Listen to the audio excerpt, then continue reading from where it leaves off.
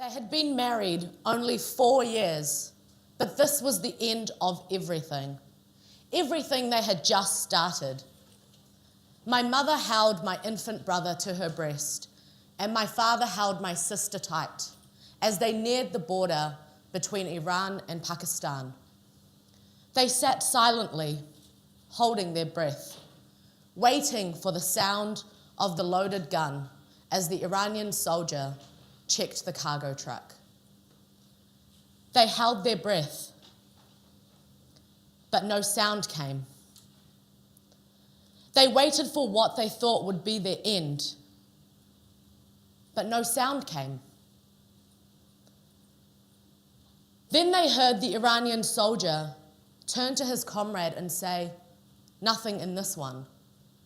They turned and they left. The truck began moving again. And for reasons they will never know, they had been let through. They survived. The act of one man has impacted me to this day, and I wasn't even born when he decided to act the way he did.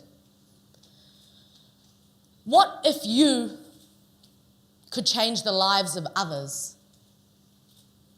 What if you could change the world? What if one thing you did could impact hundreds, thousands, or millions of people? Today, I want to talk to you about creating ripples, and that by creating ripples, each and every one of us has the power to be champions of change. What is a ripple? Well, I see a ripple as much more than the effect that is produced by throwing a stone into water. I see a ripple as an act, an interaction, an event that has far-reaching consequences, far, far beyond its immediate location in time and in space. I see it as a concept that refers to every action having a reaction, a thing that can have an effect on many other things, whether that is intended or unintended. Now, I'd like you to keep the idea of a ripple in mind as I briefly tell you my story. I'm Kurdish. We are the world's largest nation without a state, one of the most oppressed people in modern history. There are approximately 40 million Kurds around the world with no country of our own. Until recently, it was illegal to speak Kurdish in Iraq, Iran, Turkey, and Syria. You could be imprisoned for listening to Kurdish music out loud. You could be killed for raising a Kurdish flag.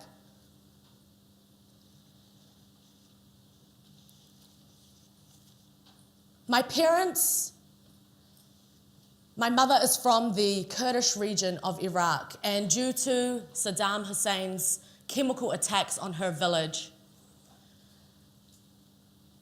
her mother and 2 sisters were killed, and they had to flee the village. Fleeing for safety, they found themselves in Iran as refugees. In a nearby village, my dad's family also fled the Kurdish genocide and found themselves in Iran. My parents met as teenagers in Iran as part of a Kurdish human rights movement.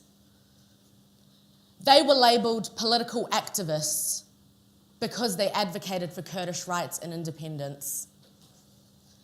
Instead of Cinderella, I was raised by the stories about how many times my parents risked death at the hands of the Iranian military, who were extremely anti-Kurdish and tried to suppress any sign of Kurdish existence. With the Iran-Iraq war, Saddam Hussein's genocidal campaign against the Kurds, and all vestige of Kurdish existence banned in Iraq, Iran, Turkey, and Syria, the 80s were a really dangerous time to identify as Kurdish. My parents were faced with the decision either to remain or risk death or to flee. So they found themselves in the back of cargo trucks with 5 other families fleeing from Iran into Pakistan illegally. When they arrived in Pakistan, they were granted instant status as political asylum seekers because of their precarious situation. They were told it would be 6 months before they were resettled somewhere safe. It was 9 years. I didn't choose to be a refugee. I was born as a refugee in a refugee camp in Pakistan. I've experienced life firsthand in crowded refugee camps, the unpredictability of life, not knowing where or when you're going next, whether you'll ever leave the refugee camp, not having access to basic fundamental rights such as food, shelter, water, let alone education, the endless mass protests, my father being imprisoned for advocating for better conditions, peaceful protesters being abused by local authorities, seeing children die from diseases and people die from hunger strikes. And this was all before I reached the age of 7. When I arrived in New Zealand, I didn't speak a word of English. English was my 4th language. But one of my most vivid memories is the first time that I had a bottle of Coke. I was sitting at a burger joint in Pakistan with my family, and we were celebrating because we had just received news that we were being resettled. We were told we were being resettled somewhere safe. We had no idea where we were going. All we knew was we're being sent to New Zealand, a city in Australia. So when I arrived in New Zealand, I had no idea what to expect. What I was most shocked about in New Zealand was going to school and seeing how the teachers were so nice. It confused me because in Pakistan I was used to learning due to fear. Teachers would beat us with sticks, and I remember being dragged around the classroom by my ponytail for getting the pronunciation of a word wrong. So as it turned out, when I wasn't being forced to learn due to fear, I quite enjoyed it. So I was the first in my family to finish high school, the first in my family to go to university, and recently became New Zealand's first Kurdish female lawyer. But it wasn't always happy memories growing up in New Zealand. I remember experiencing the challenges, the discrimination, and the prejudice. I remember feeling really powerless and voiceless at the age of 10, having been bullied and physically abused by my peers after a particular event. That event was 9/11, because all of a sudden, the students in my class started pointing out that I looked different. They would say, "Are you from that region close to Osama bin Laden? Are you a terrorist?" I've had family members killed at the hands of dictator regimes and terrorists. As a victim of terrorism, I was now being conflated with a terrorist, and that hurt. So I went into a deep sense of denial, denying where I was from and trying to be as Kiwi as possible. I didn't know how to deal with the fact that I was born stateless, and I didn't understand why I was a refugee and didn't have a country. So the easiest way to deal with it was by lying. I made up that I was born in Auckland, that I had never left New Zealand, that I only spoke English.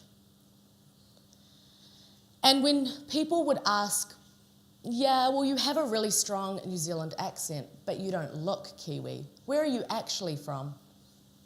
I would say, "Yes." And whatever they said, I would say, "Yeah, that's right. How did you guess that?" So I've been Brazilian, Arab, Persian, Greek, Macedonian, Maori. I must admit, as a result, my geography skills improved intensely because I had to quickly research those places. But the reality was I didn't want to be different. I resented my differences. I resented being a different race. I resented being a different religion. I resented having a different name.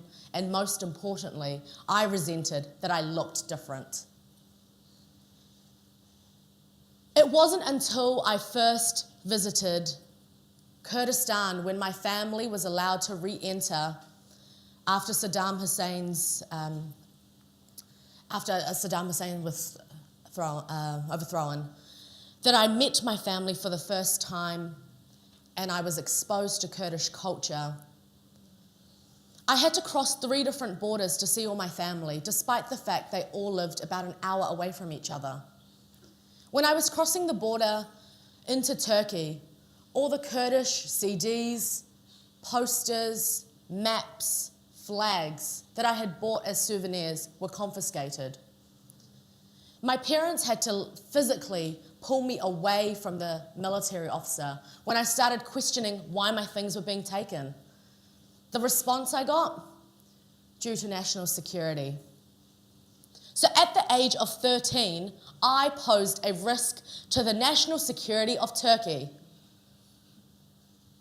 I didn't understand why I could see Kurdish flags in the Kurdish region of Iraq, but I was told not to speak Kurdish out loud in the Kurdish regions of Iran and Turkey. I didn't understand why, but I knew it was unfair, and I wanted to do something about it. So I researched and I found out about all the oppression, the persecution, the injustice that the Kurds have suffered. And it made me feel so powerless. What could I do to help? The circumstances I was born into have shaped my passion in human rights and justice. I learnt about injustice and the denial of human rights long before I knew what those concepts meant. So as a result of these early experiences in my life, I decided that I would dedicate my life and my career to helping others find a voice and to helping others access justice. And to do that, I decided on a career in the law. Having made the decision to dedicate my life and career to helping others, it was no longer just personal, because I had realized that the only difference between me and millions of voiceless refugees around the world is that I was fortunate enough to be resettled somewhere safe like New Zealand. So I had a responsibility to get back in touch from where I had come, even though I had been fighting it my whole life. And I wanted to access people and places and parts of the world that have suffered in silence for too long. Parts of the world where human rights, equality, justice are foreign concepts. So I applied to work for the United Nations in Kenya. I threw in my application and I forgot. And it wasn't until after the Westgate Mall shootings in Nairobi, Kenya, when I got a call saying, "You've got the job." And I'll never forget, I was so excited. I ran to the lounge to find my parents and tell them the news. And I saw my dad sitting there watching the news and I said, Dad, you'll never believe. I've been offered a job in Kenya to work for the United Nations. And I will never forget his tender, sensitive, calm response. He looked up at me and he said, "Rez, don't be so bloody stupid." And for those of you with foreign ethnic parents, you'll know what that really means. Is, my darling, I'm so concerned about you. Have you thought about this? It seems rather dangerous. Why can't you go work for the United Nations in Geneva or Australia? Why Kenya? And as you can probably guess, I didn't manage to convince my parents, but I decided to go anyway. Because to me, it was the first real test of whether I actually wanted to dedicate my life to helping others or whether I just liked the sound of that. And when I arrived in Kenya and started work, to be quite honest with you, I was disappointed. Because I had these grand visions of what working for the United Nations would be like. I imagined I would be saving lives left, right, and centre, running around. But here I was, just sitting at a desk, typing away. And the only way you could even tell that I was in Kenya was that my stationery would often get stolen by monkeys. But I didn't realise how the pieces of the puzzle all fit together until I visited Kibera. Kibera is the world's largest slum, and I was working on a slum upgrading proposal for Kibera. Upon reviewing the proposal, I found what I thought was a human rights violation. But as the most junior person, I felt uneasy about raising this. I thought, well, if it's in fact a human rights violation, someone else would have picked up on it. Maybe I'm not smart enough. Maybe I don't have enough experience, and a whole line of excuses. In the end, I decided I would be brave. So I told my supervisor that I believed the placement of the toilets in the slum project was a violation of human rights. Why, you may ask? Why is the placement of a toilet a human rights violation? Because you see, where you place the toilets relative to where the women sleep may mean that these women cannot access the toilet at night without the risk of physical and sexual abuse on their walk there. And I knew this because I was raised in a refugee camp and because I'd heard countless conversations between my mother and other women. So based on my recommendation, the proposal came back and the toilets had been moved. When I visited Kibera, I saw these toilets. But most importantly, I saw the women who could now use them safely. I may have played only a very minor role. However, when the pieces come together, the bigger picture is extraordinary. Because of my one action, I had been able to create ripples that impacted thousands of women in the slum, and I hadn't even appreciated that at the time. My story, my identity, my differences enabled me to have this perspective. And I was able to use this perspective and my experiences to help others. We all have our own story. Do not underestimate the power of your story. We all have the power to create ripples. We all have the power to create ripples. Today we're facing an unprecedented level of forced displacement. And this is further exacerbated by the anti-refugee sentiments and populism on the rise in certain regions. So right now, more than ever, we need to come together and create ripples. We need to mobilize ourselves and others for a greater good, for a purpose that is bigger than just us as an individual. Last year, I met 2 Congolese refugee young men living in refugee camps in Uganda. They were fed up with not having a school to go to, so they took matters into their own hands.